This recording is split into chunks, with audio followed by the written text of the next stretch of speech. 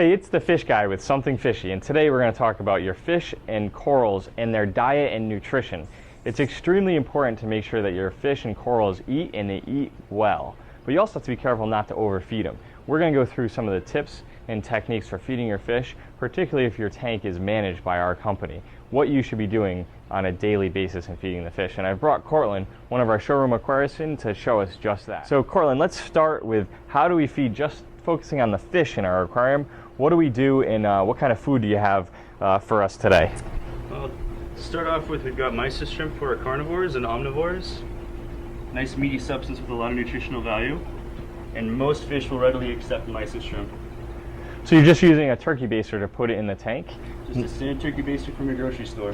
One of the things that's important, Cortland, that I see that you're doing is you have a cup of these shrimp in your hand. You're not pouring all of it into the aquarium. You just put a little bit in, and we're waiting for the fish to eat over several seconds or 15 seconds or so. And once that starts to disappear, then we'll continue to add a few more of the shrimp. Is that correct? That's correct.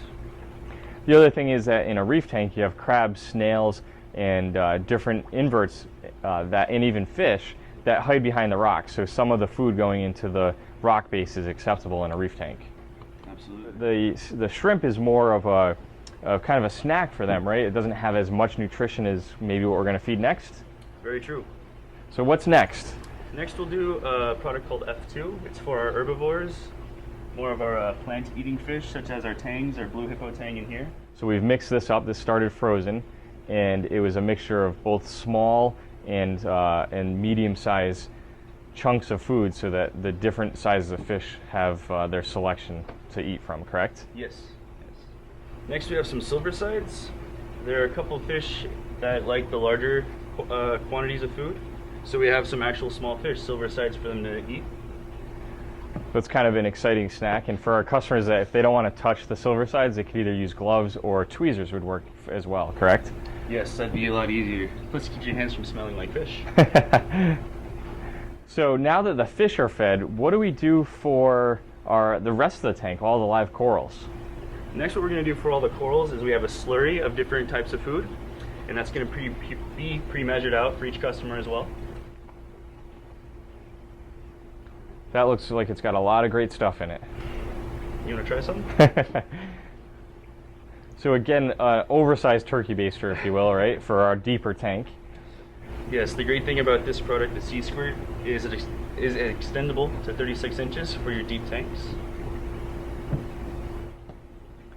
So you're able to take this and get it right in the vicinity of a coral, such as this brain here, and inject food right in the immediate area. Now, I don't know if you can see this on camera or not, but the coral actually has, these corals, for example, the brain, actually have tentacles that'll come out and open up and grab the food. And that'll happen and be exposed in the next several minutes or so after the food's put into the tank. If you're a service customer of ours, this is a good thing to do on a couple times a week, maybe a Monday, Wednesday, and Friday schedule. And some of the fish will eat this as well, but this is predominantly put into the tank for the corals. What's next? Next we have some seaweed. A lot of fish like to eat on that as a snack, and it's going to remain there for a little while. So it gives plenty of fish opportunities to come up and take what they like. So this is a nice treat. Again, you don't have to do this every day. Again, maybe a Monday, Wednesday, and Friday schedule. This provides some food that's in the tank for a longer period of time. Because of its design on the clip, it's not going to float away and get caught into the filtration unit and break down, but it'll give the fish something to do for the next couple of hours and just picking at it as they want. If it's in the tank longer than 4 or 5 hours, you should just remove it and discard what might be left, and you can put the clip away after that as well. All right, so Cortland has shown us the steps that we take in feeding the fish. Let me wrap up with a couple of reminders. First of all, we want to feed predominantly the fish once a day. Monday through Friday, if it's in a commercial environment where you're not there on the weekends. If it's in your home, you can feed them 7 days a week. Only feed the fish once a day, about as much as it can consume over a 2 to 3 minute period, based on the food that we've provided and prepared for you in allocated containers, or what we've told you based on the food that you have. In feeding your corals, you want to spot feed them about 3 times a week. If you can do it on a Monday, Wednesday, Friday, that'd be a great schedule. And we can provide you the tools that are necessary to do so if you don't already have them. And spot feeding the corals is going to really make your corals much more healthier and grow larger, and actually grow quicker as well. So it's really important to do that. The more often that you provide the feeding, for example 3 times a week versus once a week, the larger the corals will grow and the quicker that they'll grow.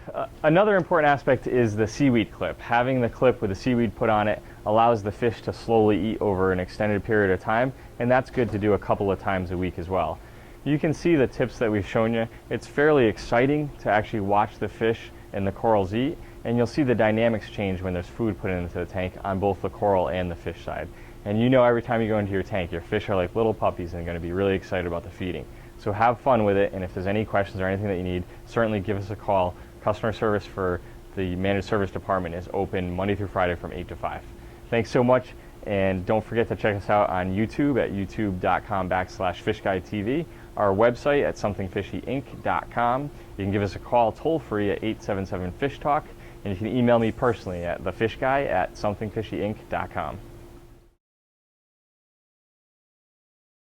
As we fed earlier, mice and shrimp, we have a different available options for you. We have flat packs, which are more bang for the buck, or we have the cubes, which are easy to administer, and if you're more on a time crunch, you just need to go and feed real quick. You can do a cube per tank usually, depending upon what size tank you have, but a little bit easier to administer, whereas this one takes a little bit more time, so you have to figure out what's more important to you.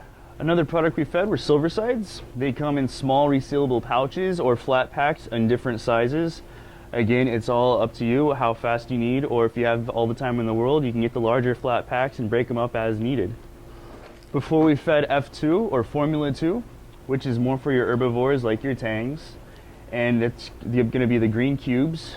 They come in the gel form where you can break it up with your hands after they've thawed out, or they're called RDF, or rapid deployment, and it breaks up easily for you so you don't have to be squishing the gelled food in your hands.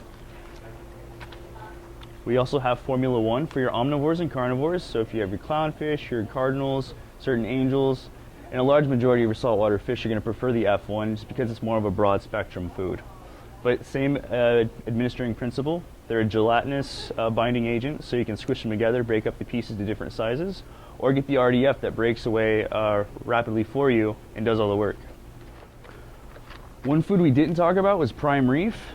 This is a very small, fine piece of food, all chopped up but still in cubes, and this is great for reef tanks because many fish are going to like the smaller particles as well as the corals. So this is kind of a good all-encompassing food for corals and fish.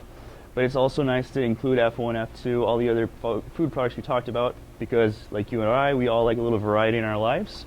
So you have a lot of different options to choose from. If you don't feel like throwing out your food, we do have them available as flakes or pellets, which are going to be easier to administer, especially in the daily containers that we provide for you as service customers.